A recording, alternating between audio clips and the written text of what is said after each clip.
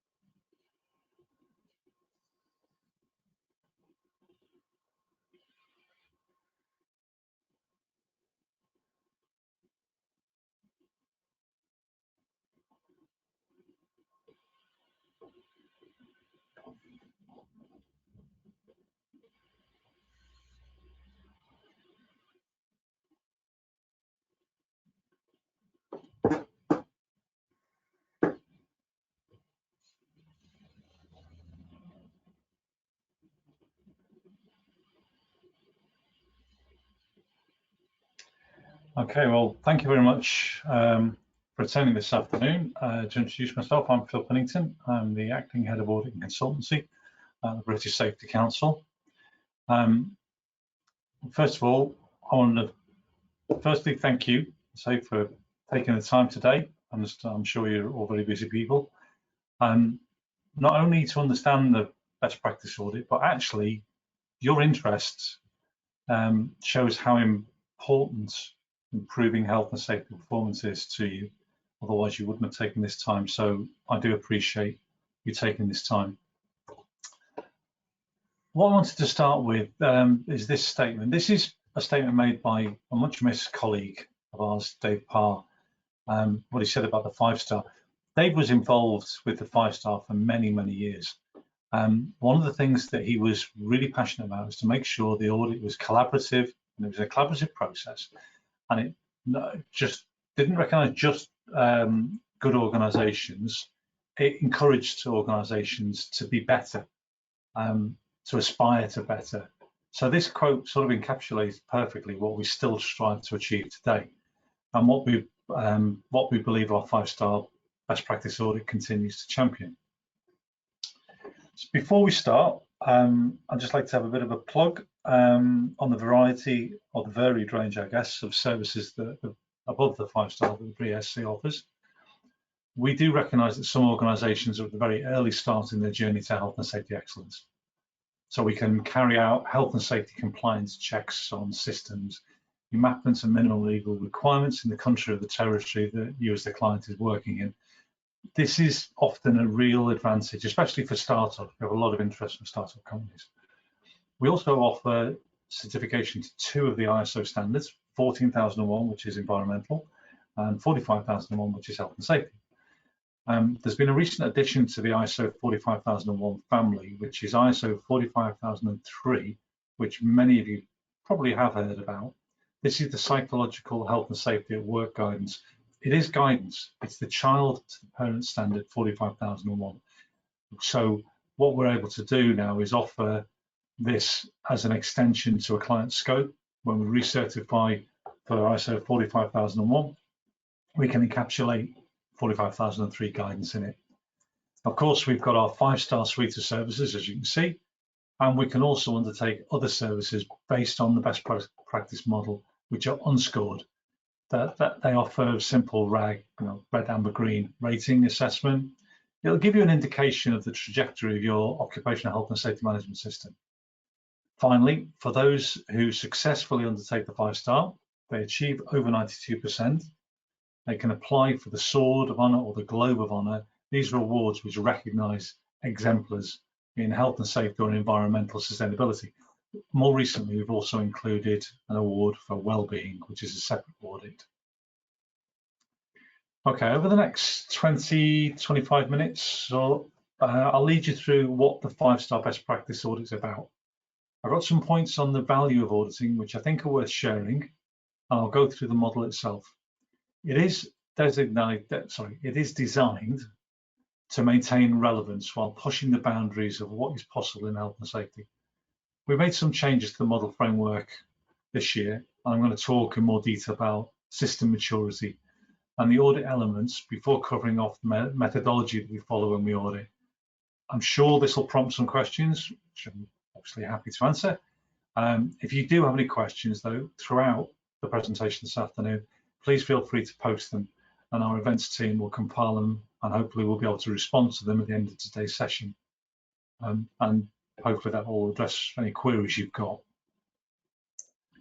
Okay, so let's get started. The benefits of auditing is a really tough thing to explain. We recognise that these times of financial pressures, those deciding on budget allocation, they're inevitably going to want more justification for investing in auditing. Valid, it's understandable really. Here, we've highlighted some of the key messages. Unfortunately, as those of us who work in health and safety, I'm sure can agree, many benefits are sometimes not very clearly quantifiable. It makes the case for investment a little bit tough sometimes. That said, some of these benefits will often resonate with possible advocates in the boardroom. So when you're in those conversations about getting funding for things, it's always an advantage to have advocates in that decision-making process. So when you're talking about identifying innovation in corporate image, that'll certainly be of interest to the CEO, maybe the head of marketing as well. Employee well-being, that's going to be HR's interest. Quality management, well, they'll see accreditation and management of supply chain standards as a boon. I think it's also worth recognizing that in this day and age, boards are increasingly recognizing the value of good health and safety and the good standards in place, because in part shareholders are interested, other interested parties are there, insurance companies, these are all interested because they want to know how their organizations they're investing in are performing. So there's a lot of benefits that are worth considering. Just on the 5-star, let's start looking at what the 5-star is based on. It's based on the Plan, Do, Check, Act model. I'm sure most of you as practitioners, you're familiar with it. It's been well established, been around for a while now. It seeks not only to provide a framework for good health and safety in the here and now, but also for the future. It's a pathway to continuous improvement. The total points that can be awarded is 4,500 across a total of 50 elements. What you'll see in the points allocation is that each section has a different points allocation, and that's on purpose. It shows the emphasis that we put on each one. So in section 2, you'll see under implementation operations, that's where the biggest chunk of points can be awarded.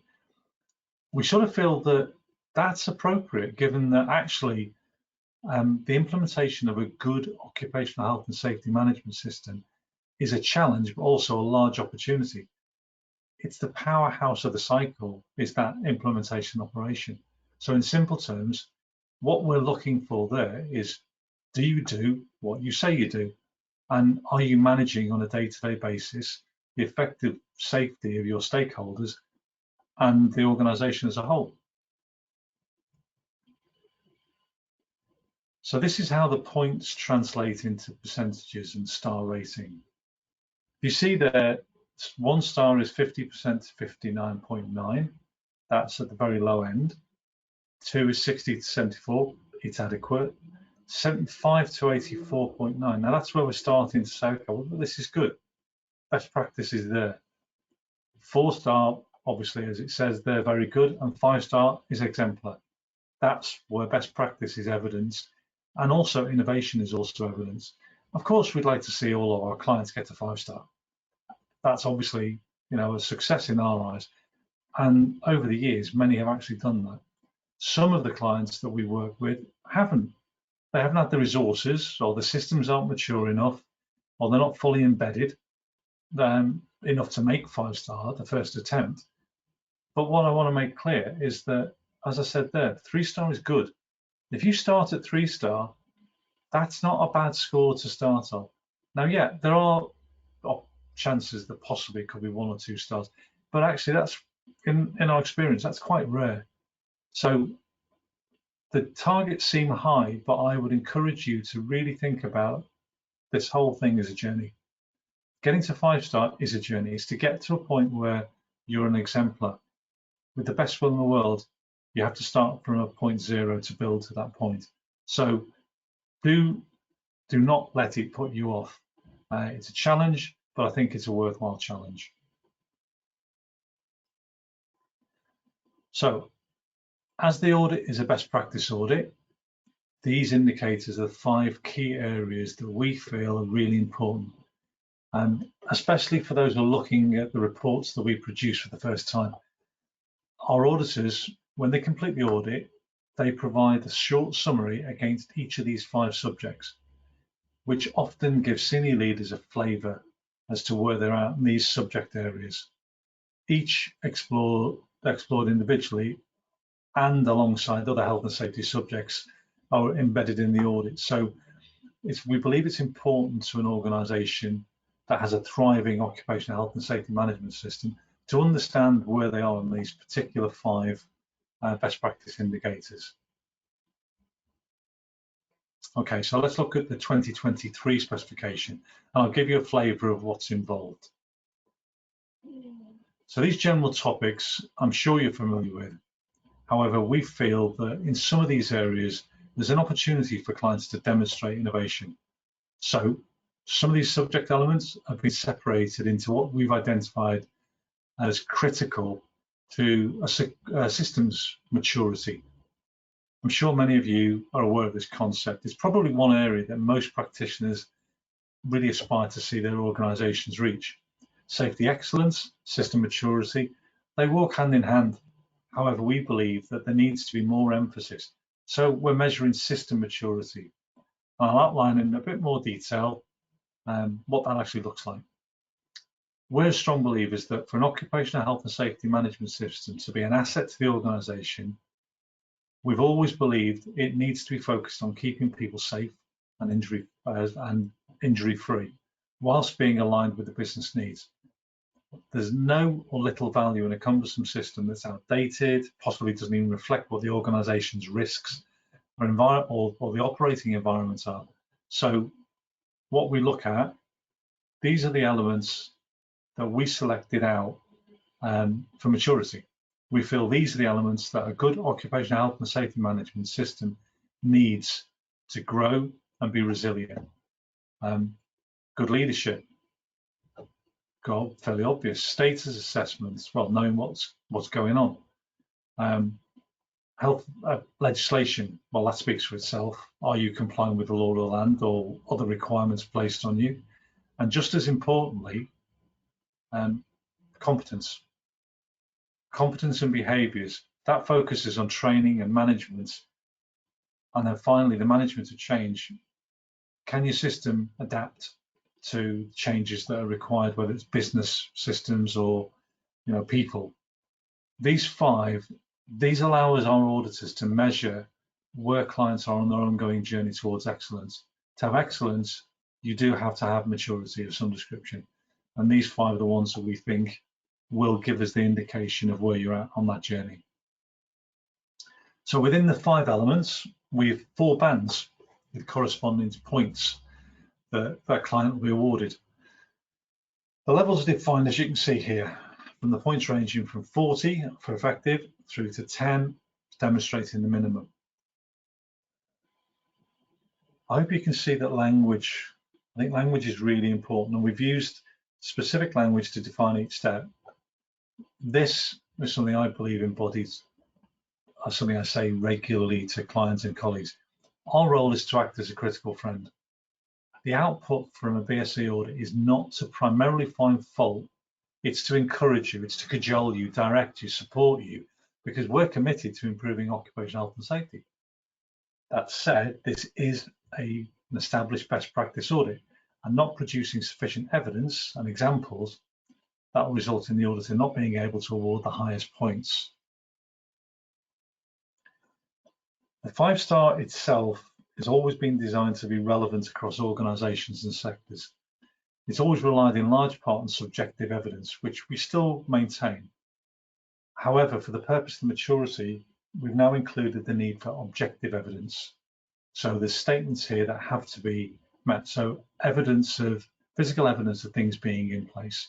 So this is a snapshot of what we're expecting an auditor to see. If you think of each process within the maturity level as a step, each step, companies need to achieve certain goals to advance. There is a complete list that were made available. If you're a client that chooses to audit with you, you'll get the full list. The full list goes on, I think you'll see here, there's around about 4 examples in each. Full list is around about 10 or 11 against each one. In the meantime, if you haven't already, I'd recommend you refer to the 2023 specification that's available on our website. Alongside this table, you'll see examples of the expectations we have over the other 45 elements in the best practice audit. It'll give you initial guidance of what our auditors will need to see to award you the points. Something I think is important to highlight within the maturity elements is evidence provided. It needs to show that it is established. So we would define established as being in place for at least 6 months. So it's evidence of personal health and safety objectives for senior leaders. Our auditors would expect to see evidence that it's been in place for at least 6 months. It's not just something that's been created. You might find some of the evidence isn't exactly as we've defined in here. And that could be because you've got something equal to, if not better than. And here's where we want to encourage you to show your innovation. These final 2 elements of the 5 are most likely to be the ones that pose a challenge, but at the same time, the biggest opportunity. Behaviours, as we know, rely on multiple factors. One being culture, internal culture, country culture, whatever. Organisations need to ensure that behaviours are not driven by a single set of requirements, rather the appreciation that there's different learning styles for employees, different languages, possible different traditions, different ways that they used to do things, transition to digital maybe. So we're encouraging you through this maturity to show how your organisation addresses these issues. We know that one size doesn't fit all. So we would encourage you to take this opportunity to show your approach to a common challenge. As practitioners, we all have common areas, and we're really interested to tease out what ingenuity and innovation people have got. Okay, so section 2, this goes into the more detail of the individual elements. So in section 2, we've got 18 elements. These cover most of the health and safety hazards that clients across multiple sectors are involved with. I'll just pick 1 or 2 out, but again, please take a chance to have a look at the specification. It'll give you all the additional information. We've adapted some of the elements and merged others.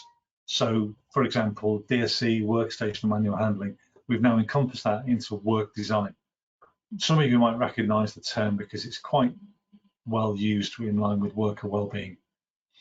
Within this element, though, we're not only looking at how you've addressed the usual workstation issues, desk setup, computer use, chairs, but thermal comfort, other identified stresses. So if you're a manufacturing or a retail operator, your employees are going to be subject to differing but still impactful stresses.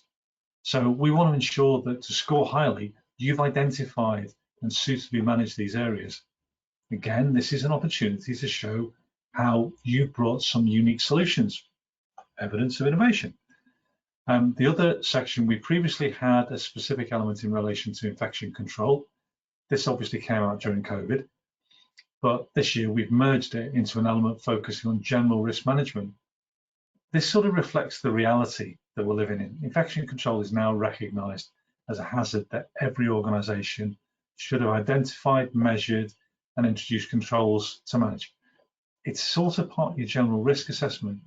So our auditors are going to be looking to see if you've identified, say, respiratory infections, fevers, bloodborne viruses within your risk register, and maybe it might be in specific activity risk assessment.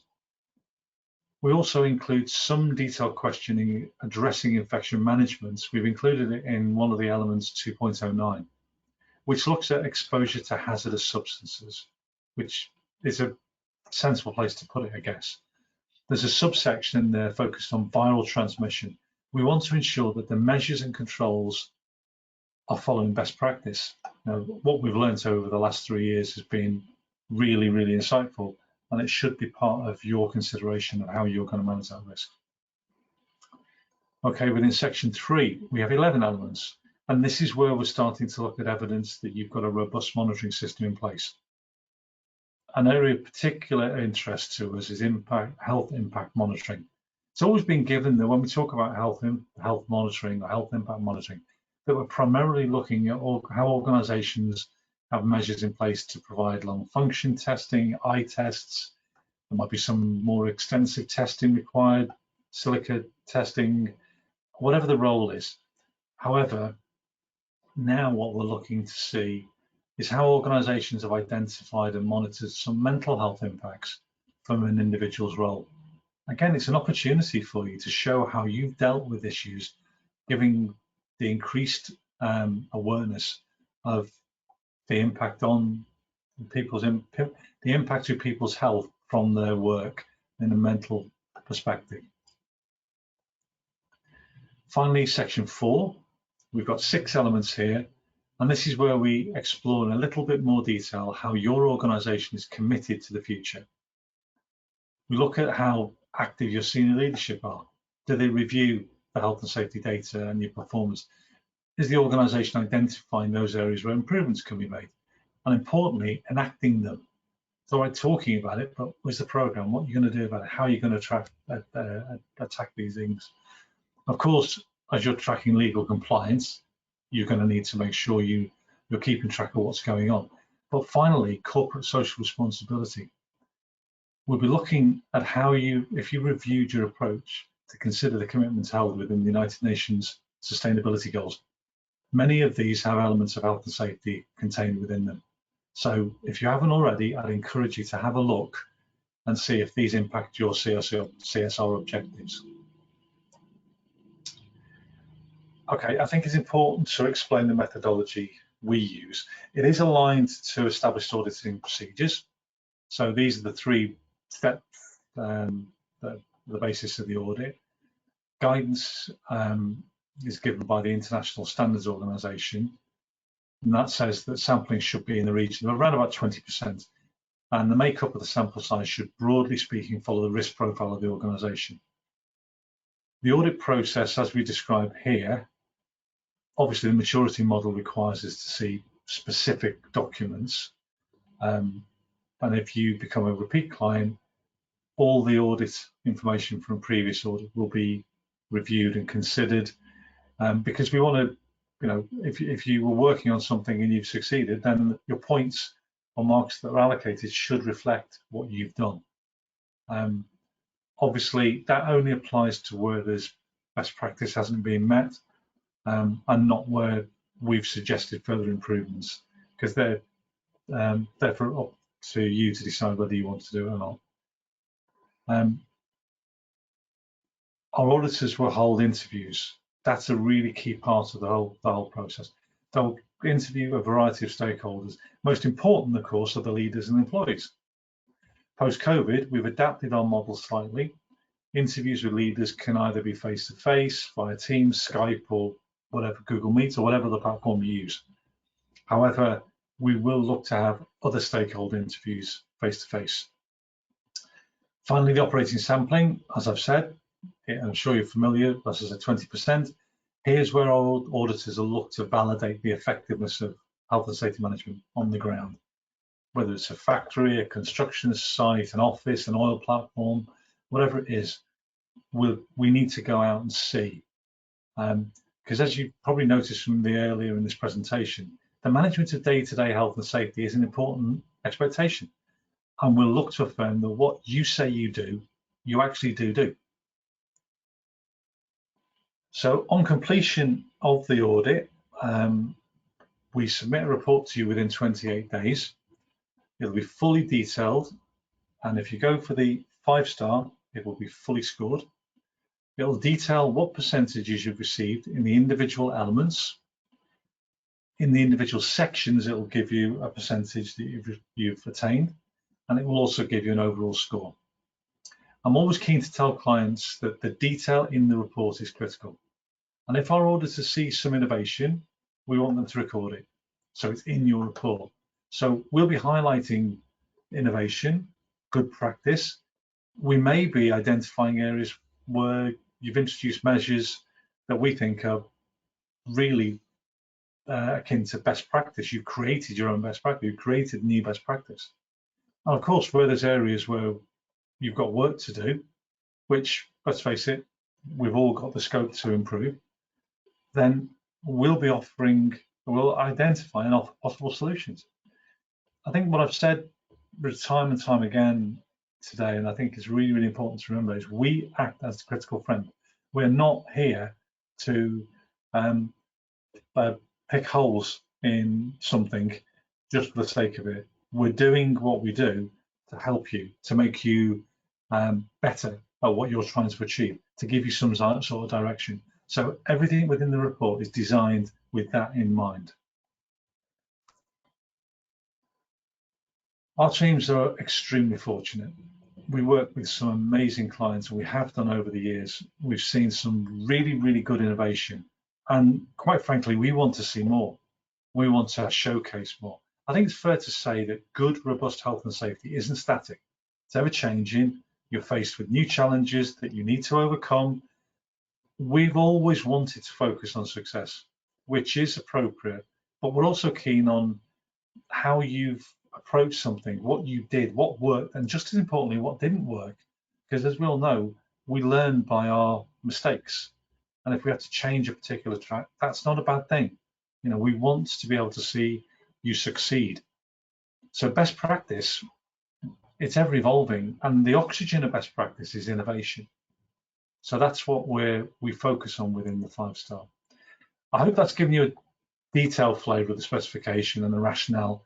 If there's any areas you're not clear about or you want some clarity, I'm happy to try and answer them. After this webinar, we'll be publishing a full list of questions and answers, and we may already have some questions. David, have we got anything? We do indeed, Phil. Expert analysis and guidance as usual. Thank you so much. I'll delve straight into the questions. There's a fair few of them actually. So let's start with the first one. It goes like this. We are currently ISO 45001 certified. What is the difference between that and your 5-star audit? Okay, common question we get asked. 45001 identifies areas where you're compliant and non-compliant. I think the point I hopefully would come across in the last bit of my presentation, 45 doesn't give you the direction of travel. And it's very good for compliance. It's very good for showing to an external body you're compliant with a set of expectations.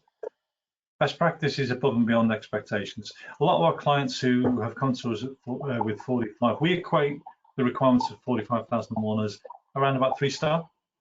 So our best practice audit is above and beyond that. We want to see better. We don't want to see just compliant. We want to encourage innovation. So there is a differential in that respect. Great stuff.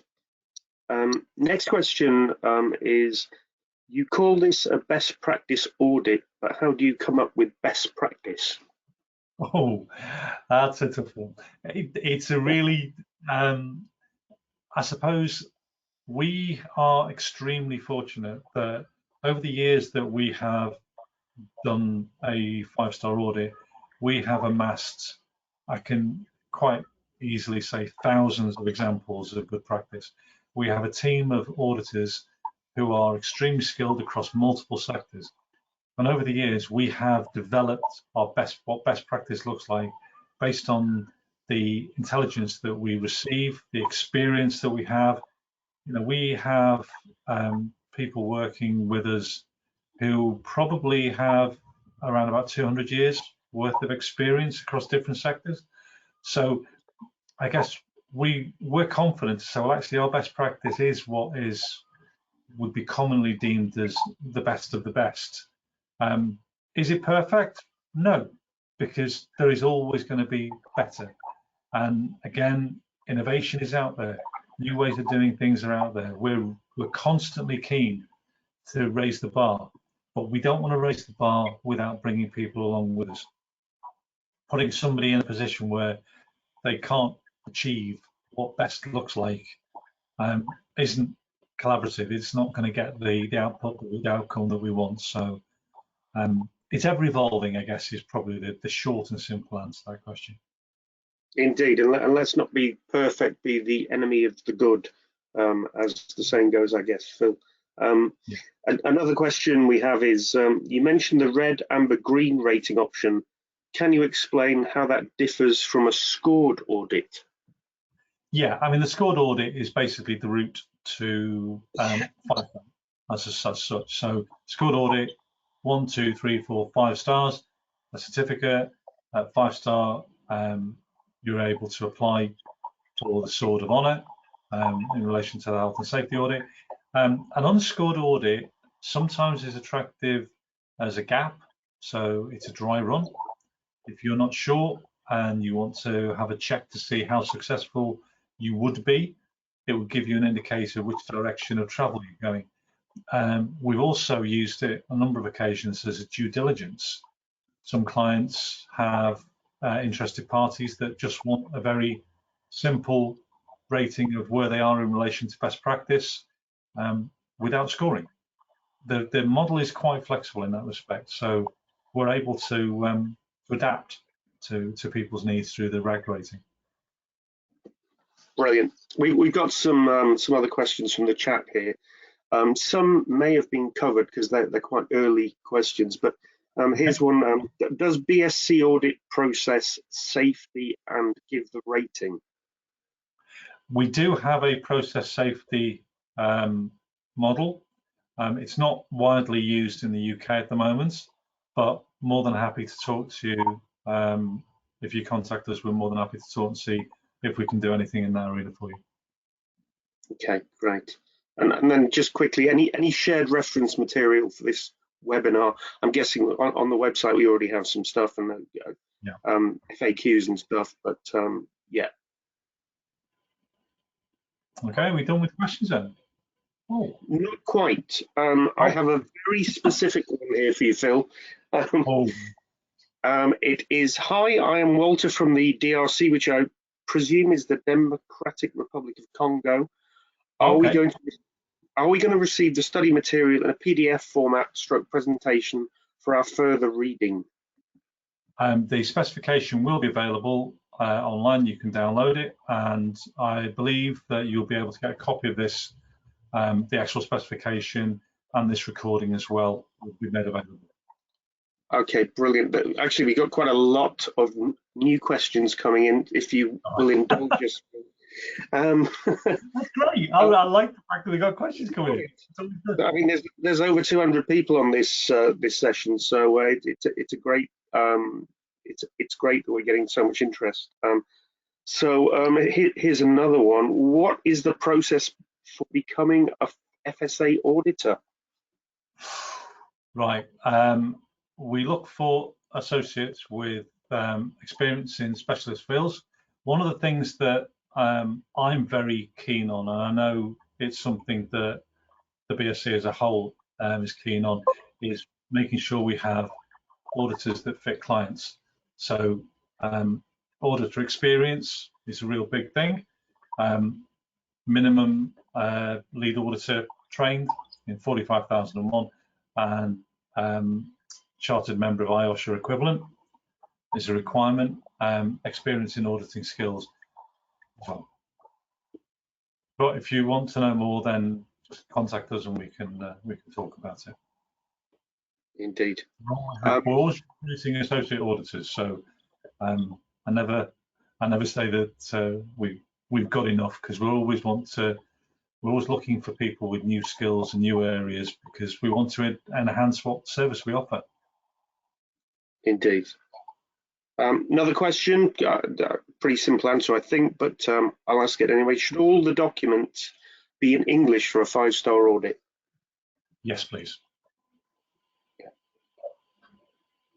Okay, great.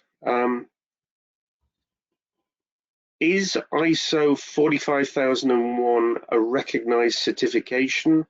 How recognized is the BSc 5-star audit? Ooh, well, 45,001 is a global certification, so I think that stands on its own merits there. BSC's, I'm not level. BSC's 5-star is quite widely recognised. It's recognised in the Middle East a lot. We have a large presence in India.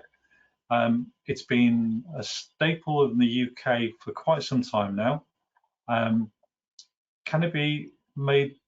People made the way around the world? Absolutely. We're constantly working with clients across the globe. We've recently started working with clients in Europe, mainland Europe, with a client that we're working with at the moment in the US.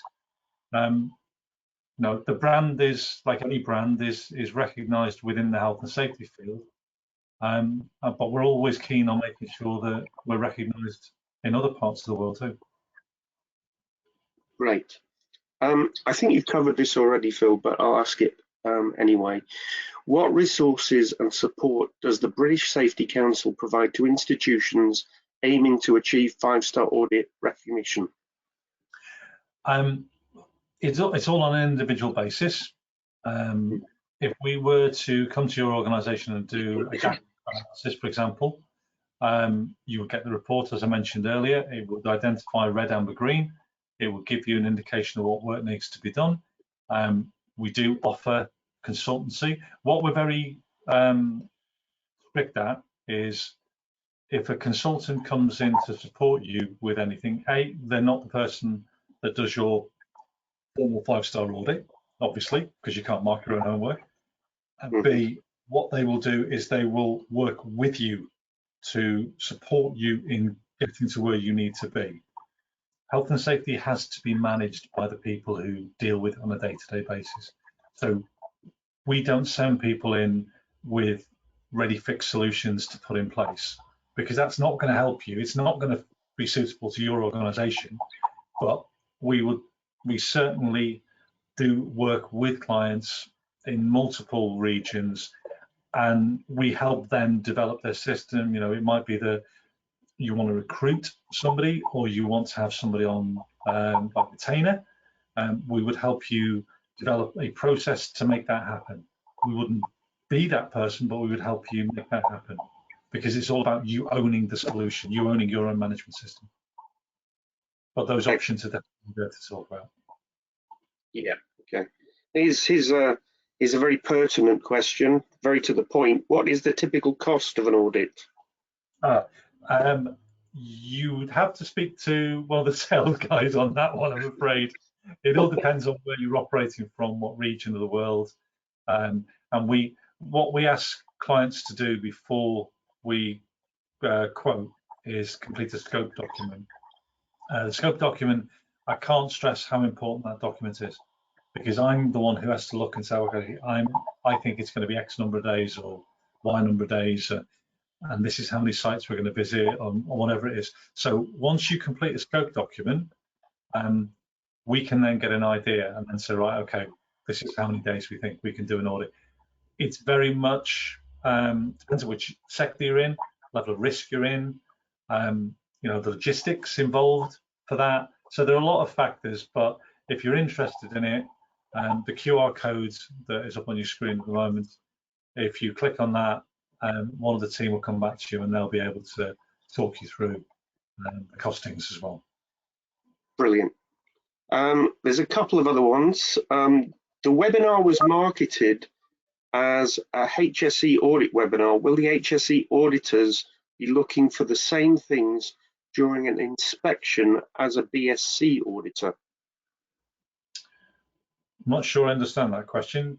It's health and safety auditing, but we differentiate because we're not the health and safety executive. We are a British Safety Council charity, so the requirements of the 5-star are based on our 5-star model. As I mentioned earlier, we do provide other services in relation to health and safety, which is at the lower end, if you like, of the spectrum, which is simply legal compliance. So if you're in the UK, we would audit against HSG 65, which is the accepted known model at the baseline that we would accept. So, auditing as a principle, as I'm sure many of you are aware, is you're auditing against something. You have something that you're measuring against. So we just happen to have our own product that we're extremely proud of and has been very successful. But there are other measures that we can do. Sometimes we audit to provide a third level of assurance for a company that they're complying with their own standards. Simple as that. Hopefully that might have explained the differential between the two. Yeah, I think so. And finally, Phil, just an anecdotal mention here. Morif Adebisi says, I have led a 5-star audit successfully in my previous role, and it was a great experience for me. So that's a nice way of wrapping things up in the Q&A section. To do that. It's really important because it's not just about, we have a scoring system, we have the 5-star, we have best practice, but what we strive to have is comments like that. The clients really get the value out of it, because it's very easy for us to say, oh yeah, this is an amazing product, but actually it's the purchaser, it's the user that values the product, not the buyer, not the seller. Sorry, we think obviously it is a good product, but to get feedback from people who've done it in a positive way like that is really nice to hear. So thank you very much for that, and thank you everyone for taking the time today. I hope you've found it useful, and please, if you want to have someone call you back and discuss any potential areas, then please click on that QR code, and I hope we'll be speaking soon.